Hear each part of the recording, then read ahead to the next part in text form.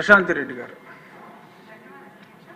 అధ్యక్ష, ఆంధ్రప్రదేశ్ పారిశ్రామిక అభివృద్ధి కోసం ఉమ్మడి ఆంధ్రప్రదేశ్ నేటి వరకు అన్ని రకాల ఇండస్ట్రీస్ రావడానికి, ఉపాధి అవకాశాలు పెద్ద ఎత్తున రావడానికి ముఖ్యమంత్రి నారా చంద్రబాబు నాయుడు గారు చేసిన కృషి ఎవరు మర్చిపోలేరు అధ్యక్ష.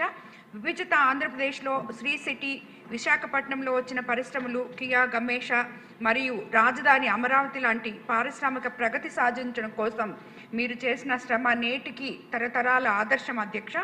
దేశ విదేశాల నుండి పరిశ్రమలు తీసుకొచ్చి ఉపాధి అవకాశాలు పెంచడం కోసం లోకేష్ గారు చేస్తున్న కృషి ధన్యవాదాలు తెలుపుతున్న అధ్యక్ష. పారిశ్రామికంగా ఎదుగుతున్న ఆంధ్రప్రదేశ్లో కోవూరు నియోజకవర్గంలో పరిధిలో పరిశ్రమల స్థాపన కోసం అనేక అవకాశాలు ఉన్న విషయం మీ దృష్టికి తేవాలి అనుకుంటున్నాను అధ్యక్ష. యువత భవిష్యత్తు బాగుండాలి, ఉపాధి అవకాశాలు కోసం ఇఫ్కో నిర్మాణం కోసం రైతులు నుంచి మనం సుమారు 2776 ఎకరాల భూమి ఇఫ్కో కర్మాగారం కోసం ఇచ్చున్నారు అధ్యక్ష. రైతులు ఇఫ్కో కర్మాగారం రాకపోవడం వలన అదే భూమి ఇఫ్కో కిసాన్ సెస్గా మార్చడం జరిగింది అధ్యక్ష. అందులో వ్యవసాయ ఆధారిత కంపెనీల నిర్మాణం కోసం భూములు కేటాయించే అవకాశాలు ఉన్నప్పటికీ ఇప్పటికీ కేవలం గమేష, కోకోకోలా లాంటి 2 కంపెనీలు మాత్రమే వచ్చున్నాయి అధ్యక్ష.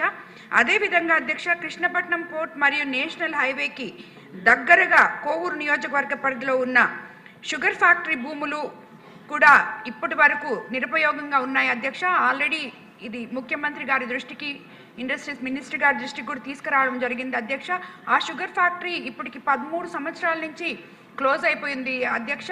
అదేవిధంగా అక్కడ పనిచేసిన ఎంప్లాయీస్ ఎంతోమంది చనిపోతున్నారు అధ్యక్ష. వాళ్ళకి మనం ఇవ్వాల్సిన బకాయిలు ఇచ్చి ఆ 126 ఎకరాలని కూడా మనం రాబోయే రోజుల్లో ఎంఎస్ఎంఈ పార్కులకు కానీ ఏపీఐసి వాళ్ళతో కానీ మాట్లాడి ఉపయోగించుకోవాలని చెప్పి కూడా నేను కోరుకుంటున్నాను అధ్యక్ష.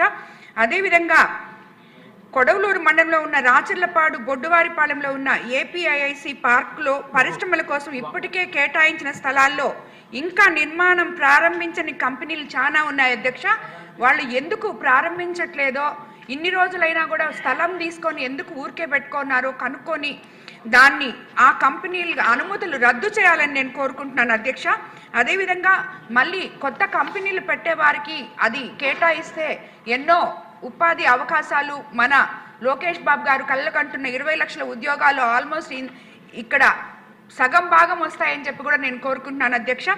అలాగే ఇక్కడ ఉన్న సాంకేతిక సమస్యలు, లేఅవుట్, మార్కేజ్, అనుమతులు వంటి సాంకేతిక సమస్యలు ఇంకా చాలా ఉన్నాయి అధ్యక్ష. అవి కూడా పరిష్కారం చేయాలని చెప్పి ప్రభుత్వం దానికి ముందుకు రావాలని చెప్పి కోరుకుంటున్నాను అధ్యక్ష.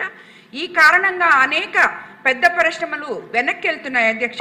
పరిశ్రమలు వేగవంతమైన స్థాపన ఆలస్యం అవుతుంది అధ్యక్ష. ప్రభుత్వం సానుకూల దృక్పథంతో ముందుకు వచ్చే అడ్డంకులుగాను తొలగించగలిగితే ఎంతో మంది పారిశ్రామికవేత్తలు, ఎందుకంటే మనకి కృష్ణపట్నం పోర్ట్ కానీ ఇప్పుడు రాబోయే దగదత్తి ఎయిర్పోర్ట్ కానీ అన్ని దగ్గరున్నాయి, హైవేలో ఉన్నాయి ఈ భూములన్నీ.